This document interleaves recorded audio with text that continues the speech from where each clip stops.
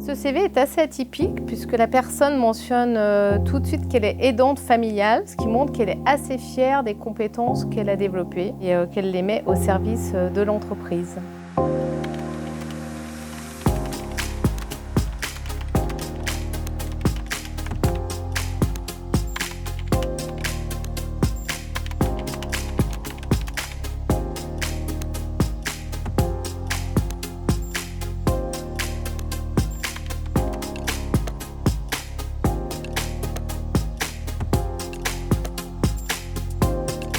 Je suis Caroline Garnier, DRH de SAP France et du Maroc depuis plus de 6 ans maintenant. Je suis Gérard Lefranc et je travaille chez Thales. J'ai en charge la politique handicap du groupe Thales, donc je suis directeur de la mission handicap. Bonjour, Christelle Roger, directrice exécutive en charge des ressources humaines chez BPI France.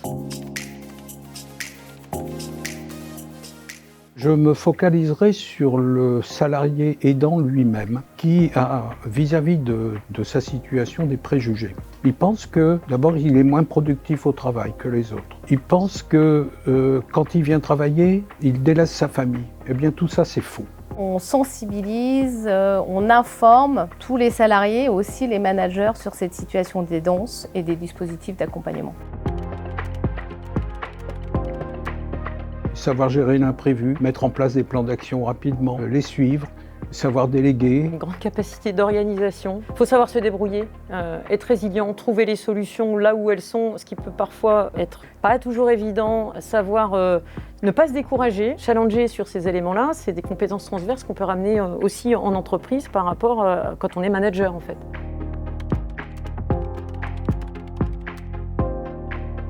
Ça fait maintenant quelques temps que je l'évoque très librement et je pense que le fait de pouvoir aussi, moi sur la fonction que j'occupe, pouvoir en parler, ça peut encourager d'autres collaborateurs à le dire et c'est absolument pas tabou en fait. Donc c'est une situation de fait, c'est comme ça et je le vis très bien en fait. Alors l'entreprise peut être plus accueillante pour les salariés aidants en leur permettant d'organiser un peu différemment leur temps de travail. Généralement, le salarié aidant ne demande pas à avoir plus de temps qu'un autre collaborateur. Par contre, il a besoin de pouvoir s'organiser différemment pour pouvoir répondre à l'aidance qu'il a à mettre en œuvre. Ça, c'est un des premiers éléments. Le deuxième élément, c'est aussi de pouvoir lui apporter une aide administrative ou technique sur certains dossiers en lui permettant d'avoir recours au bon interlocuteur qui va lui permettre d'économiser tout un tas de temps administratif pour trouver la bonne information. Et puis généralement, c'est aussi pouvoir avoir un réseau de tiers aidants en entreprise, simplement pour pouvoir échanger entre tiers aidants et se sentir un peu moins seul sur le sujet. Une solution que j'aime bien, c'est le don de jour. C'est-à-dire que les salariés qui n'ont pas utilisé tous leurs congés peuvent en donner aux personnes qui sont en situation d'aidant. Ça donne à ces personnes des jours complémentaires pour s'occuper de leur aider. Nous avons mis en place tout d'abord la flexibilité dans l'organisation du travail, notamment des horaires, ce qui permet aux salariés aidants d'être au plus proche de la personne qui l'accompagne. Deuxièmement, on a un accompagnement à la fois collectif au travers d'un certain nombre de conférences qui permet justement de sensibiliser les collaborateurs sur le sujet et un accompagnement très individualisé du collaborateur qui lui permet d'échanger avec des ressources aidants pour s'organiser avec son proche aidant, notamment dans les rendez-vous médicaux.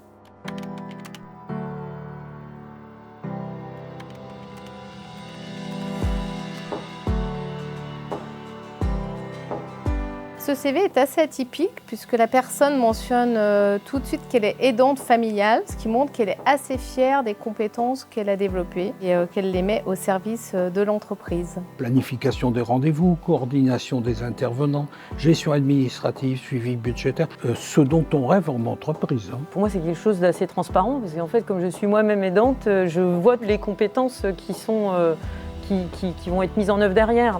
Il y a une vingtaine d'années, je n'avais pas conscience de cette situation d'aidance et je pense que je vous aurais fait une réponse un tout petit peu différente.